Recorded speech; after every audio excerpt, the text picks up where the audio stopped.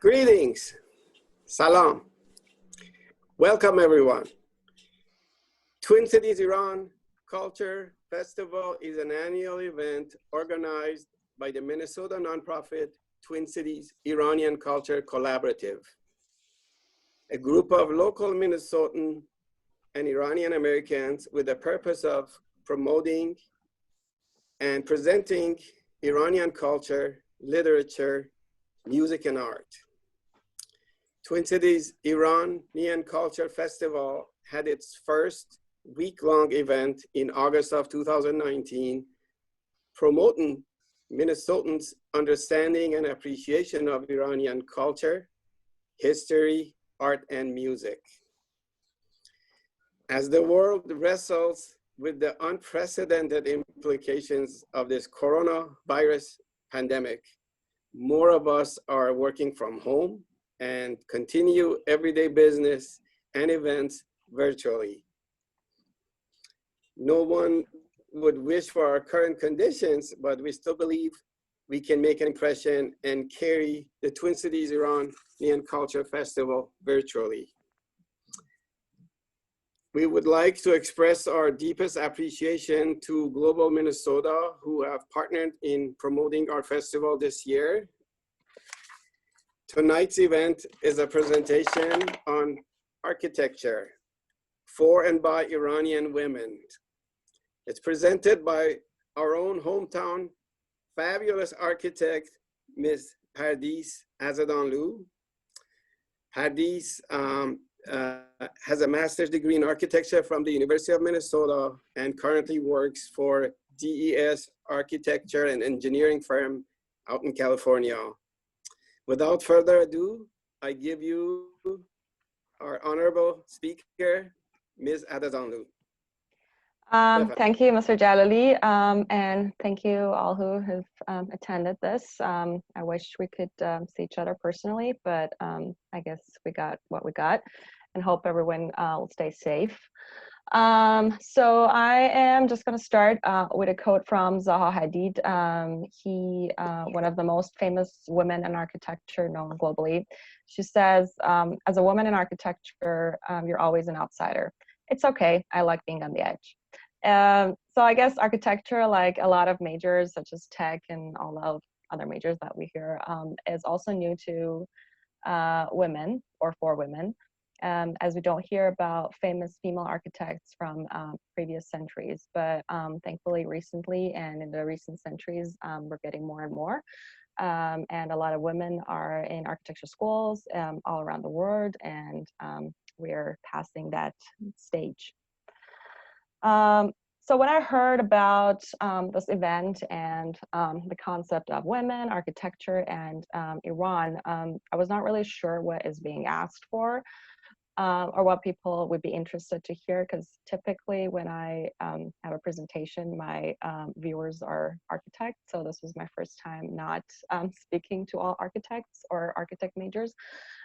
So I could look at it from three different basically angles. One was obviously the famous female Iranian architects. And then also I could think of some famous people who studied architecture but are not architects anymore, and how architecture played a big role in other fields for them. And then last, architecture for women, basically how the design of a space could impact women's interactions in the space or their daily life. So we're gonna talk about all of them in this presentation. We cannot say famous Iranian architects and not talk about Farshid Mousavi. Farshid Mousavi is an Iranian British architect and by far the most famous woman known as an Iranian internationally. A fun fact is that Farshid, I don't know how many of us here are not Iranians, but Farshid is typically a guy's name in Farsi. So when people hear about her name, they always, at the first glance, they would think that we're talking about a he, because in Farsi language, there is no he and she distinction. So when we're talking about, when we say his name, especially this actually happened to me when I was in college, and There was no smartphones at the time, so we couldn't Google her right away. So for a couple of days until I came home and Googled her and all that, I thought our professor was talking about a he. So that's a fun fact, but it's a she, and she's a very good architect. Right now, she has a firm called Farshid Mousavi Architecture, FMA in London, and also teaches at Harvard University Grad School of Design since 2005. So she goes back and forth a lot. I mean, not now because of the pandemic, but up to the pandemic, she would go back and forth every year. These are some of her main projects, but Mousavi was elected a Royal Academician in 2015 and subsequently a professor of architecture at the Royal Academy Schools. In 2017, she was obtained Officer of the Order of the British Empire in the 2018 Queen's Birthday Honors for Services of Architecture. Her name has been published in the book called Breaking Ground's Architecture by Women. Breaking Ground is a pioneering visual manifesto of more than 200 incredible buildings designed by women all around the world. The two projects that have been featured from her are the Yokohama International Passenger Terminal in Japan, which is the top picture, and then the Museum of Contemporary Art in Cleveland, Ohio, which we're going to look at both. This is the Yokohama International Port Terminal. It is known that what Hudson Opera House did for Sydney as becoming a main landmark is what basically this terminal achieved for Yokohama. It's becoming as much well known. It's a ferry terminal, so it's very important of how to make it active and live and how to combine it with urban issues. This project took 10 years, and the last 2 years was the construction. The firm had to actually move to Yokohama for 2 years to supervise the construction during the building process. The site is located on a very important waterfront in Japan's second most populous city. It's a high-profile commission because this was a architectural competition, international architectural competition. It had attracted 660 entries from around the world, and Farshid Mousavi as a firm was the winner. And it was the biggest international architecture competition to that day in Japan. It's a 430-meter long project, and it took about 150 million euros to complete. Here are some more pictures. The integration between spaces, it's just fabulous. Making a difference in people's daily life, connection between form and practicality inside the form would really affect people's daily life. And as Farshid Mousavi says it herself, architecture basically is mixing together and pulling together all different expertise. So a good architect is the one who gets information from a geological engineer, a structural engineer, a sustainability engineer, or somebody with all economic backgrounds, and just pulls all that information and turns it to a design. So you kind of have to know a little bit about everything to be able to be a good architect, and she did a great job for this project. According to the architects, the structural scheme is specifically to adapt the coping with the lateral forces because of the seismic movements in Japan. It's a necessary precondition because of the buildings with this size in Japan. So she used all that to form this beautiful forms to cover or turn it into structure, mix the structure and the form and the design all together. Next project is the Museum of Contemporary Art in Cleveland, Ohio. This design was kind of an urban revitalization project. This geometric volume dominates the uptown area site, creating a bold icon for the MoCA's new home. Before that, the Museum of Contemporary Art, in Ohio had a small unit apartment, but then they got this beautiful house. The building was done in 2012. It's about 34,000 square footages. And from one side, inside it's completely visible. All the glasses. It took about $19 million. The budget was $19 million. And Farshid Musavi actually worked with the American architecture firm Westlake Reed Laskowski, WRL. They're a big national firm having offices in different cities like LA, New York, and all, because Farshid Musavi is not a licensed architect in the United States, and all the international I would say architects have to kind of be joined with a national firm to be able to build the project. Next, we're going to talk about LEILA ARAGHIAN. Her famous project is the Tabiat Bridge. She actually came to Minneapolis, I think, a couple years ago and presented her project. Tabiat literally translates to nature, so it's the nature bridge. It actually won these two awards, which are both international architectural awards. This is basically an overview of the project, and here's a map from above. I hope it's not too transparent, but it basically this bridge kind of connects the two parks, the Talagani Park and the Abu Atash Park, from one major highway in Tehran. And it's not only a bridge. LEILA wanted the bridge, as she words it, to be a place for people to stay and ponder, not just simply pass. And it actually is. It's there's restaurants in it, places to sit around and rest, and all different facilities are on this bridge. Construction took actually over 3 years, from 2010 to 2014. It was a very complicated project to construct because they couldn't close the main highway underneath it. So these kind of covers were just there for safety reasons, but the highway was never closed during construction, which was amazing. And the structural engineers did a fascinating job as well. We should give them credit. All the columns are tree shape, and that kind of brings the nature more in, and supports all three continuous decks. And two lower level of these decks are pretty usable in all different seasons, and the upper level is just for when the weather is good and people want to enjoy the full seasons and weathers. And here the structural trusses were kind of designed to make that tree shape.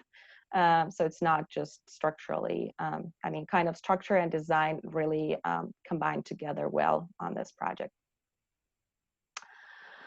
Sorry, I feel I'm talking too fast. Any questions so far? Any comments, anybody?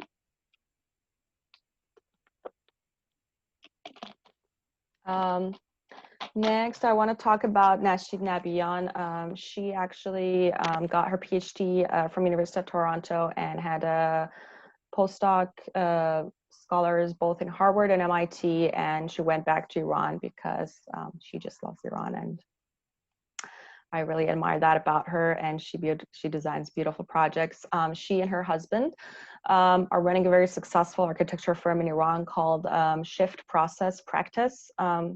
And their website is really fun and interactive. If anybody is interested, I would really recommend it to just go and check it out. It's like the whole design of the website is just fascinating by itself, not to mention what's in it.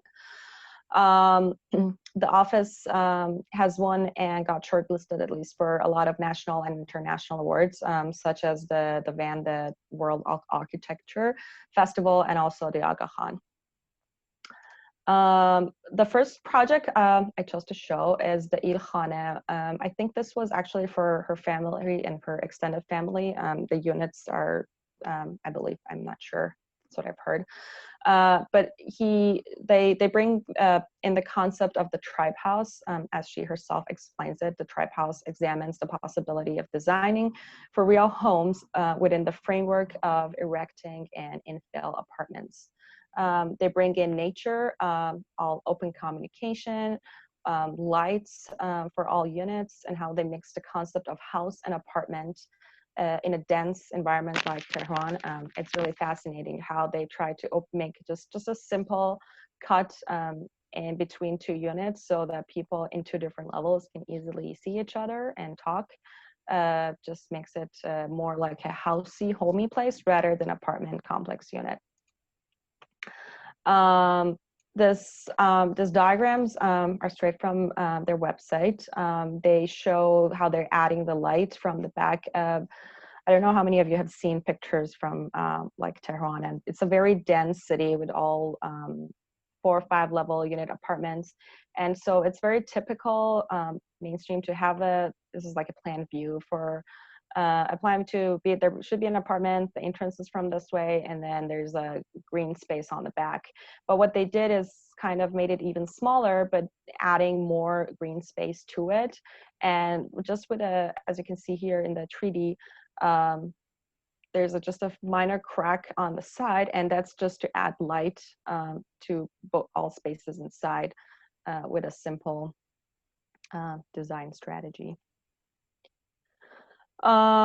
These are some shots from the interior spaces, just playing with different levels, taking advantage of every tiny little space. It really reminds me of the tiny mini homes in Japan, but it's really fascinating. It's so nice to see how the kitchen island here is in the same level of the living room, and then the oven is in the staircase. So just playing with different levels, even inside the units, not only outside. It's just it's fascinating to me. Next project is a residential complex. Right now, it's supposed to be in the middle of construction. I know they started, but not sure if pandemic has impacted it or not. But it's called Chelbagh residential complex. Chelbagh literally translates to 40 gardens. And 40 gardens, it's like a lot of places, historic places in Isfahan, and historic cities are places with historic buildings had a lot of gardens. And so they try to kind of use that a little bit to mix it with a residential complex in a dense area like this.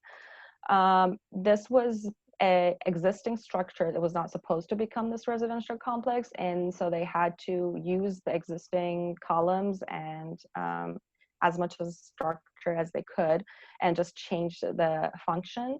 So this was the basic, the red portions are what they had to demo, and then the greens were what they added to make the new design they had happen. So it was really hard. They were dealing with low ceilings and all that. So it was kind of hard design process. So again, going back to looking at villa apartments, Tehran and many other dense and big cities in Iran got rebuilt substantially over probably the last half century since the revolution. There were a lot of 2-story houses that were demoed and turned to 6-unit apartments, and the size of the garden and yards were significantly reduced. So again, looking at the plan view, typically with the villas or the 2-story houses were like there was an entrance, and then there was a yard, and then there was a 2-story house. And then, but then the apartment was the other way. It was just maybe an entrance from the side, and then a little bit of green space for all the units, for maybe even 10 units in that apartment. But just kind of mixing those two concepts together, they wanted to give each unit a private green space. So turning that into a diagram and then bringing it to the plan, they literally introduced that yard or nature portion of a house for every apartment unit, with providing more windows and green space in each level, and even having a swimming pool and stuff in the middle floors rather than in the basement and all that. So it was really, the design is really fascinating. And next project is a boutique, which actually won a national award in Iran. I specifically chose this project because it's a boutique unique for women. And again, it's a tiny space, and They designed it pretty well, taking advantage of every inch of a space and level to get more show spaces for the boutique. So it's a very tiny space, as you can see, and they took advantage of basically every little space they had. Last project from their firm is the pavilion at Expo 2020. Again, this was supposed to be under construction, but I believe it was affected because of the pandemic. But again, just bringing the nature into all the spaces, mixing it with local trees and all the water feature. This water feature actually reminds me of Hammam Fin of Kashan. I'm not sure if some of you have seen that. I brought it here just so we can see. These water flows are in a lot of historical cities in Iran because of how water flows generally in the city, infrastructure-wise. So she really used that to in her design, I believe. I'm not sure. But just bringing the nature into this expo was really fascinating. So now excuse me, off to our next subject, and that would be the vision of architecture in other fields. So when I was thinking about this event, I could think of actually two people. One was Tahmina Milani. She is a very successful director and producer.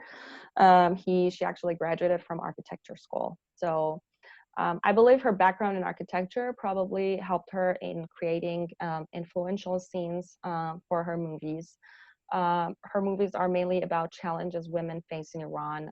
She also won lots of national and international awards for her movies. This shot here is from her movie called Two Women. Two Women is about the lives of two promising, in fact, architectural students over the course of the first turbulent years of the Islamic Republic Revolution, and creating a portrait of traditions that conspire to trap women and stop them from realizing their full potentials. It's a beautiful movie if you've not seen it, and if you're interested in women's challenges in Iran, her movies are actually portrays it very well. Next person I could think of was Farah Diba. She was the last wife of the last king of Iran. She also studied architecture before getting married to the Shah. She had an active interest in promoting culture and art in Iran. Through her patronage, numerous organizations were created and fostered to further her ambition of bringing historical and contemporary Iranian art to prominence both inside Iran and the Western world. She actually put her significant effort behind the Tehran Museum of Contemporary Art. Expanding this institution was the most important cultural legacy to the people of Iran. The idea of this, and it was actually designed by Kamran Diba, her cousin, I believe. The idea for this museum happened when she was in conversation with artist Iran Daroudi during a gallery opening in the 1970s. And Daroudi mentioned she wished there was a place to show work more permanently. The Tehran Museum of Contemporary Art was supposed to be a place to show contemporary and modern Iranian artists alongside other international artists during similar work. The Tehran Museum of Contemporary Art was inaugurated in 1977, just 2 years before the revolution. The building itself can be regarded as an example of contemporary art. It's a style of like underground near your Guggenheim Museum. Most of the museum area is located underground with a circular walkway that you can see here and spires downwards with galleries branching outside. And are all famous sculptures from famous artists like Ernst or Giacometti in the yards. It's right now, it's closed because of the pandemic, but hopefully it will open soon.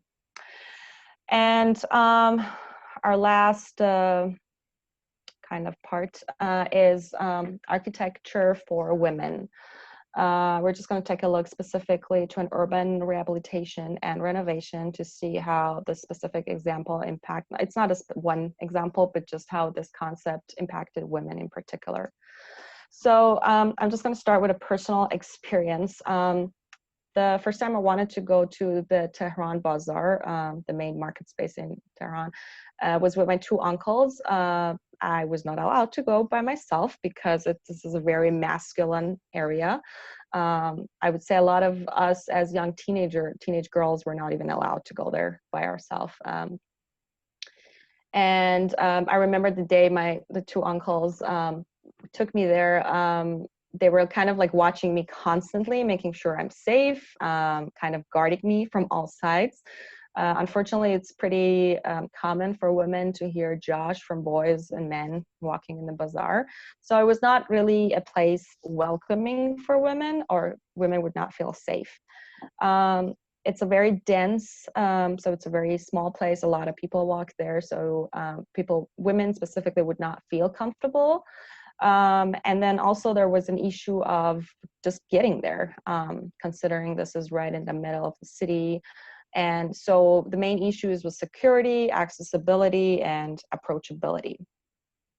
It's a very crowded, dense area in Tehran, and it's surrounded with busy streets moving stocks from materials around with vans, cars, and mini trailers, or even motorcycles. And it's very dangerous for people, specifically just going for a normal casual shopping.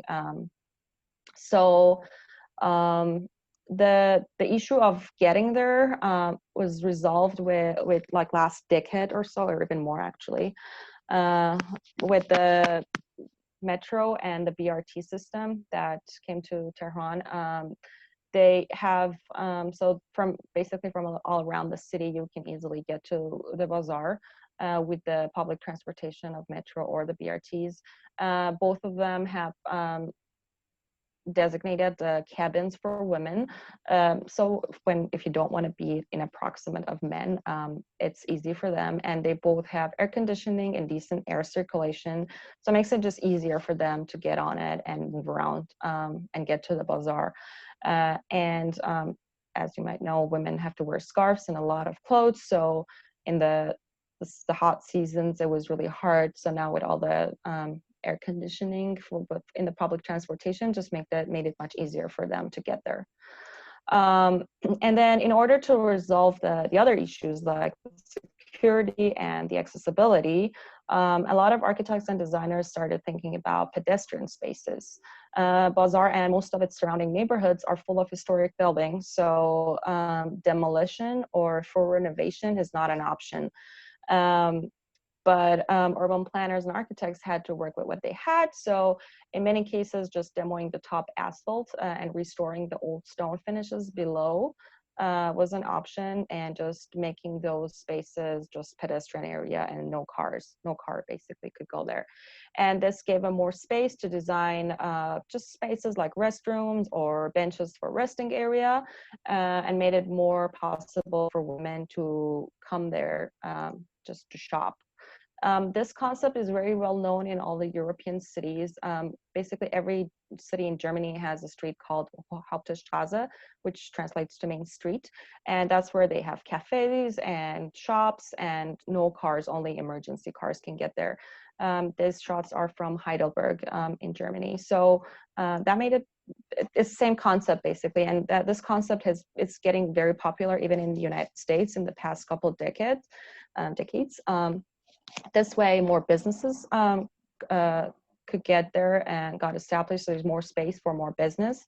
And the crowd would get divided between the outer shopping spaces and the inside of the bazaar. So less people would get crowded in one specific space, and everyone would feel more safe. And after this, that's the successful project, more and more streets ended up becoming like this. And this even made it easier for women to have their mini businesses, just like selling homemade food in the vans and cubes, which they couldn't feel secure or comfortable to be a business owner by themselves in the main bazaar.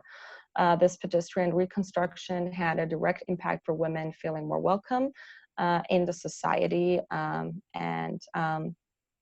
And when I looked at this, I also want to talk a little bit about Shiba Araste.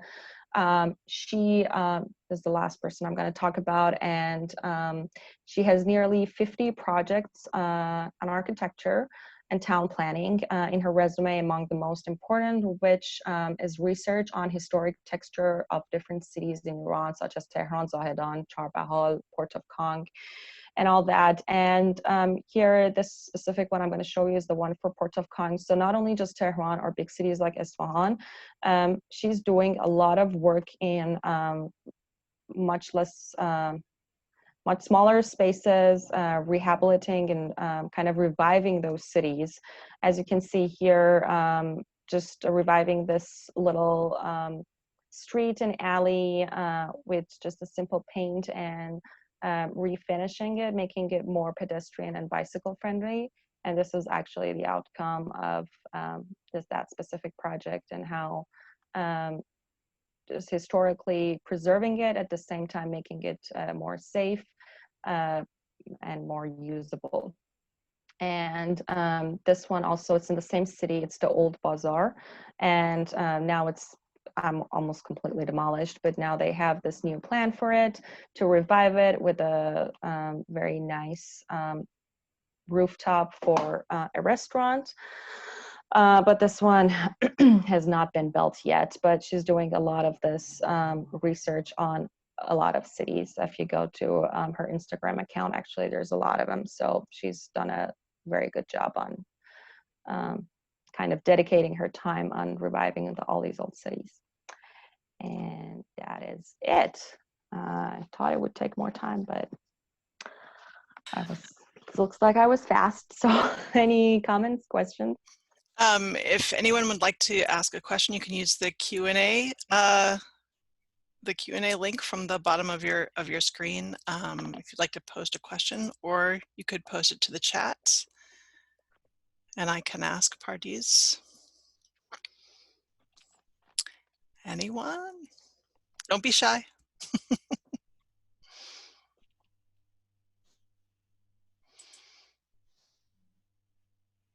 Hossein, if you're talking, you're on mute. It looks like you're talking. Sorry, I muted him. There you go. Oh. Thank you. Sorry about that. I appreciate that. No, I was making, ooh, wow. I was impressed by your presentation. Thank you, Patty. Thank you. Amazing. Yeah, thank beautiful. you. Yeah. You know, I always tell people, if I wasn't a dentist, I was going to be an architect. I'm just fascinated. I'm kind of a small scale inside people's mouth architect, but I thought I saw a question by Jeremy asking about has the sanctions have had any effect on architecture? Yes. I want to say yes, and I saw that actually 2 years ago. I was in Iran February 2019, and they're doing the same thing in Esfahan. They closed one of the main streets near Siyosepol and made it basically pedestrian friendly. And while we were walking there, a lot of projects were halfway done and left like that for a couple months.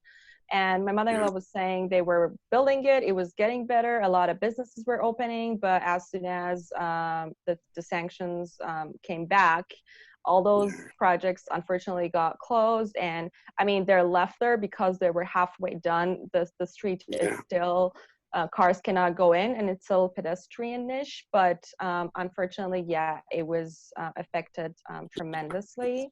There's like a lot of people got out of the country, a lot of projects got cut because of budget, because of economy. Yes, sanctions definitely hit architecture fall in Iran dramatically. Thank you. Pardees, I have a question. So of these women architects, have any of them influenced your own design sense? Have they influenced the way you think about design? I mean, I actually am more in construction document work. Even my work at DES is not really, I'm not in the design team. For every design work, I go to our design team. So I don't call myself a designer per se, but in school for sure, yeah, Farshid Musavi actually her concepts actually helped me a lot during my final thesis. That was about abstract and concrete in a science museum in college in my bachelor degree. So yeah, actually she was my hero, honestly. Wow. And when I was in college, and still is. I follow her on Instagram and Facebook, on everything. I follow every news that comes on about her. And the way she talks about how she wanted to become an architect, she always says that the reason she became into architecture was because her parents apparently wanted to build a new house. And so they were having a lot of meetings with an architect when she was a teenager. And she would always like to go to those meetings, and she liked what people are drawing. And then when she came to boarding school to London, she always was thinking about those meetings and wanted to do the same. So that's how she got into architecture school. And actually the same thing happened for me, because I mean, I should not compare myself with her, but Sure. you know, it always reminds me of when I was a teenager and I wanted to become an architect. So, I mean, I'm not an architect yet. I'm still on my process to licensure. I passed two of my exams, but I cannot call myself an architect yet, but hopefully soon. So we have your masterpieces. Sorry, what? You got caught.